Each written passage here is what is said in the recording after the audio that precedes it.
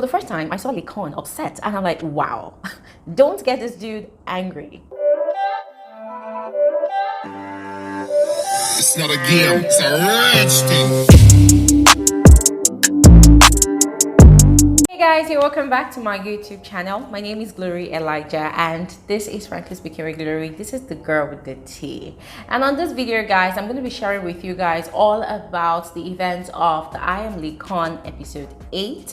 It was quite interesting, guys, and I cannot wait to share with all of you everything about that episode. So you need to watch to the end of this video. Now guys, please don't let me remind you, just go ahead and subscribe to my channel by hitting the red subscribe button if you are yet to become a part of this family. Guys, it is for free and it is quite easy. Just click on the red subscribe button, okay? And if you always want to receive a lot of my videos, I do commentaries, I do reviews, I do analysis of movies, reality TV shows, and social issues. You definitely want to be a part of this community. So hit the white bell button. It is called the post notification bell. That way, you will be able to receive every single video that I upload onto YouTube just by doing that. Now, let's get started. Just be frank with you guys. I must confess that I have been thoroughly enjoying this second 5 parts of the I Am Laycon's reality TV show season 1. I have been thoroughly enjoying them more than the first 5 episodes, guys. I'm not gonna lie. Trust me, as I said in the review I did for episode 6, it's very emotional. These new episodes, they're very emotional. I was thinking that the first 5 episodes were relatable. They were very relatable in a very entertaining way. But you see the second 5 episodes that were released, I'm talking about episode 6 to episode 10, they are very emotionally relatable. Like, I can genuinely emotionally connect with Laycon, his brother, and his team. I mean, I can now completely understand the rationale behind the I Am Laycon or the Laycon's brand, okay guys? And in this particular episode 8, I saw Laycon put to practice, you know, what he is really passionate about. In episode 7, he shot a music video, yes, but in episode 8, he went ahead to allow us, you know, to experience that music video even before it dropped in the real world. How impressive. Like the fact that Laycon's stylist almost messed him up in episode 7, where they messed up his entire outfit for his music video, and to make matters worse, they also did not provide a belt for him to wear the trousers with. Overall, he had a successful music video, guys, and it came out really well. Now, another interesting thing that actually happened, which got me to panic a bit, but then I was thankful that nobody got hurt at the end of the day, was Laycon's brother, Yomi, had an accident with Laycon's Lexus car. So Yomi had taken the car out for a spin with I think BC or one other person like that, and then it was a late night drive and they had a very crazy accident, and thankfully nobody got hurt.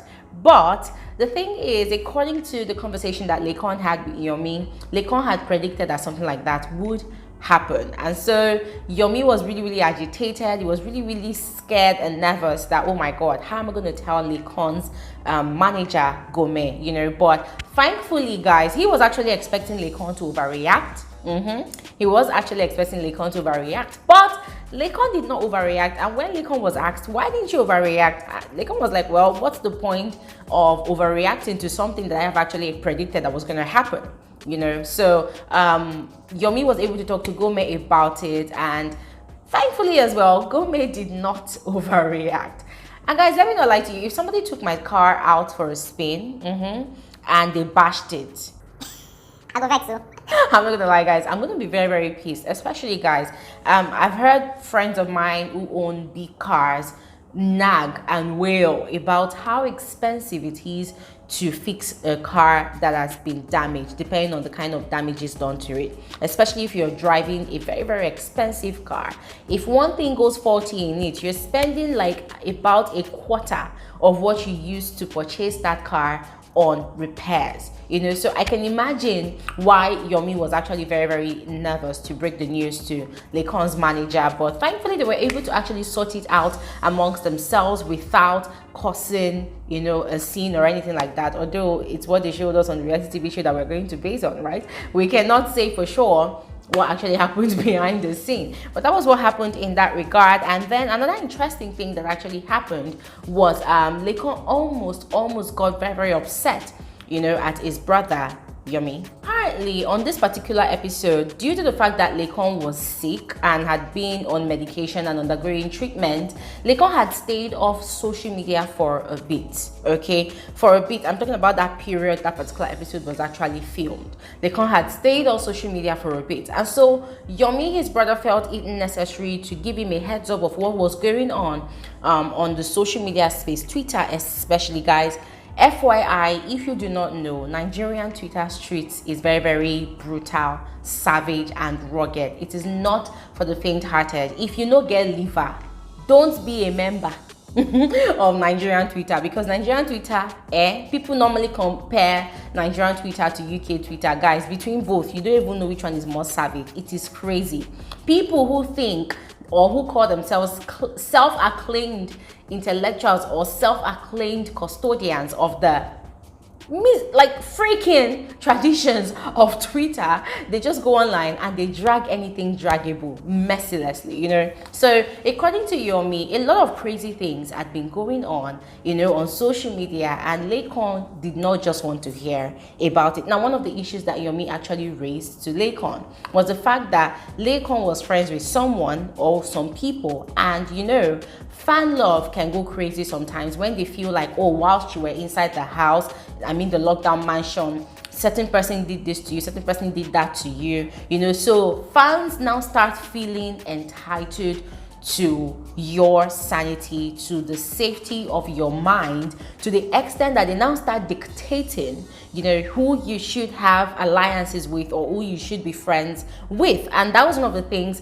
that Yomi was trying to inform Laycon about. But unfortunately, I think there's something that all of those toxicity does to Laycon, which is quite usual, which is normal, I meant to say, which is quite normal. And so Laycon walked out of the conversation. He was very, very upset to the point that he did not even want the camera to actually move for him, like, guy, I beg, not now, But guys, let's have an honest conversation about this. When Laycon walked out on Yomi, after Yomi told him about the fans' entitlement to him being friends with certain people and not being friends with certain people, I could actually understand and relate to how Laycon felt. Okay, I don't want to talk about the fans part of it, the fans love, because I've done not one, not two videos. I've done a lot of videos about fans toxicity. I've done videos about how fans feel entitled to the lives of their faves right after the Big Brother Naija show, and that was certainly what played out in this regard. And so let's focus on how Laycon felt and how Laycon's brother felt. Now, about how Laycon felt, guys, I could completely relate, because hey, dude is new to the fame, he's new to the spotlight, he's trying to adjust, he's trying to assimilate himself to his new life. Prior to the Big Brother Naija show, prior to him becoming the winner of the season 5 of the show, Laycon was the ordinary Laycon. So getting into that house, he experienced all manners and all levels of emotion. Every single thing that can be termed an emotion, Laycon, just like every other housemate, experienced it. And then coming out of that house, not as an evicted housemate, but as the actual sole winner, guys, that was an entirely different experience that Laycon did not see coming, Now, such a feat comes with a lot of responsibilities for yourself, how to manage yourself, manage your emotions, and also manage what you expect of people and how you carry yourself, your comportment, your composure, everything. Yeah, how you even present yourself to the public eye, and also the responsibility of how to satisfy the expectations of your fans and of what people expect of you. People actually voted for you, yes, so automatically they feel entitled to whatever you do. So it comes with a lot of responsibilities, and also responsibilities for your family, for your circle, for your team of management, the people, you know, managing you, the people carrying you about to help you achieve that brand goal that you want. So it's a lot of, I don't know, should I call it burden? It's a lot of responsibilities anyway. So Laycon is still trying to adjust, which is it's a very, very big shoe for him to fill, you know. So I understand the part where once in a while he just wants to shut down off social media, because guys, the truth is, till date, even up, let me just say, up until the time that they were still filming the episodes of Laycon show, people were still dragging Laycon. I mean, we had the fan war, icons, elites, they were still dragging Laycon. People still felt like, oh, Laycon, you caused Erica's disqualification, which for me I still find very, very dumb, you know. And then these ones, they are still dragging. There's been a lot going on. So I feel like Yomi really needed to let Laycon know that this is what is actually going on. Even if you do not want to go onto that space yourself, let me be your eye, let me show you or tell you or inform you, you know, just keep you abreast of the situation, just let you know that, hey, this is what is actually going on. In case you think the coast is clear in that world, you need to understand that no, there's actually a lot going on there. But I guess Laycon did not just want to have any of it at all. I feel like Yomi trying to inform Laycon on what was going on that social media front, guys, it wasn't actually a bad idea. Yes, because come on, he's Laycon's brother and he has always been looking out for Laycon's interest. And I feel like Laycon cannot exist in this world without understanding what is existing or going on in the social media space. Why? Because it is from that space that his fame kind of emerged. Or put differently, that space contributed to who he is today greatly, to a very, very major percentage. So I feel like both of them just had to understand each other at that point in time. I also understand why Laycon got upset, but hey, it is what it is. Now moving on, guys, we also saw that at that point where Laycon got into that emotional space, whoever the director is, God bless you for having the sense to put and drop Laycon's music video at that point in time, because guys, it was very, very emotional. I feel like the music at that point in time came in handy for us to viewers to actually understand what Laycon's state of mind was at that time. Actually, it took us to another side of Laycon that we have not really known about. Imagine if Laycon, you know, reacted this way, the way he reacted to his brother. Imagine if he reacted this way to Erica in the house when Erica was having her outburst. Guys, what do you think would have happened?